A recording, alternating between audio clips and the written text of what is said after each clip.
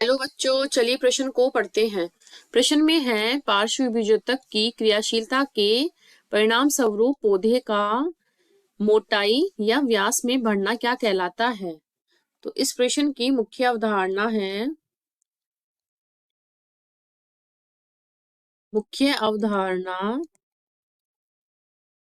पादपों में आकारिकी।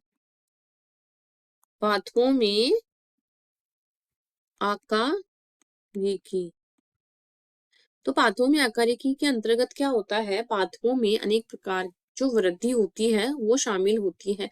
जैसे पादपों में द्वितीयक वृद्धि होना, प्राथमिक वृद्धि होना, ये सब शामिल होते हैं। हमारे पादपों में जड़, तना तथा पत्तियों में अनेक प्रकार के रूपांतरण तथा या परिवर्तन होते रहते हैं। तो इसमें जो प्राथमिक वृद्धि होती है वो क्या कहलाती है? प्राथमिक वृद्धि के दौरान पादप की जो लंबाई होती है उसमें वृद्धि होती है। तो मूल, जिसको जड़ भी बोलते हैं, मूल व तना लंबाई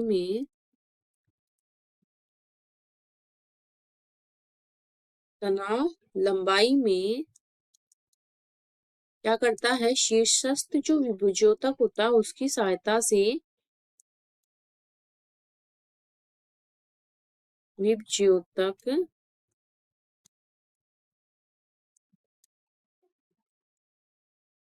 शीर्षस्थ विभुज्योतक की सहायता से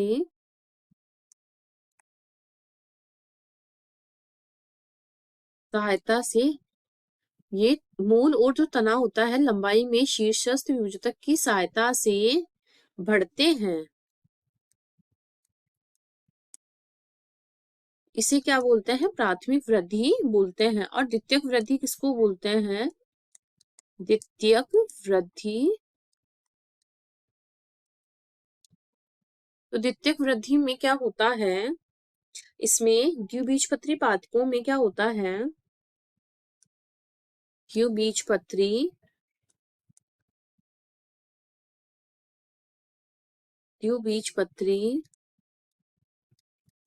पत्रियों में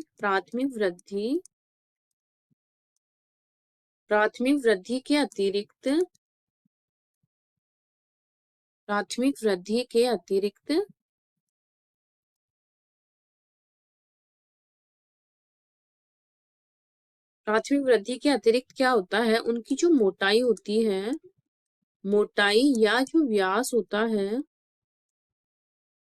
उनकी मोटाई या जो व्यास होता है, व्यास में प्राथमिक वृद्धि के अतिरिक्त इनकी मोटाई या व्यास में जो वृद्धि होती है वो क्या कहलाती है? वो द्वितीयक वृद्धि कहलाती है। और द्वितीयक वृद्धि में क्या होता है, द्वितीयक वृद्धि जो होती है वो एक बीजपत्री पादपों की जो मूल और तना होता है उनमें नहीं होती है, और ये जिम्नोस्पर्म जो होती है उसमें भी उपस्थित होती है। और द्वितीयक वृद्धि में हमारे पार्श्व बीजोतक या पार्श्व मेरिस्टेम भाग लेते हैं।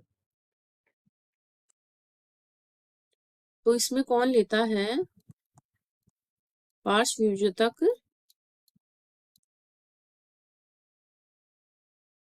विभज्योतक भाग लेते हैं।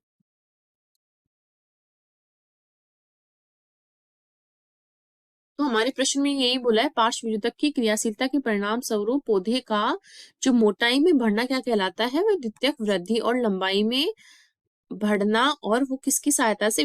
शीर्षस्थ विभज्योतक की सहायता से वो प्राथमिक वृद्धि कहलाता है।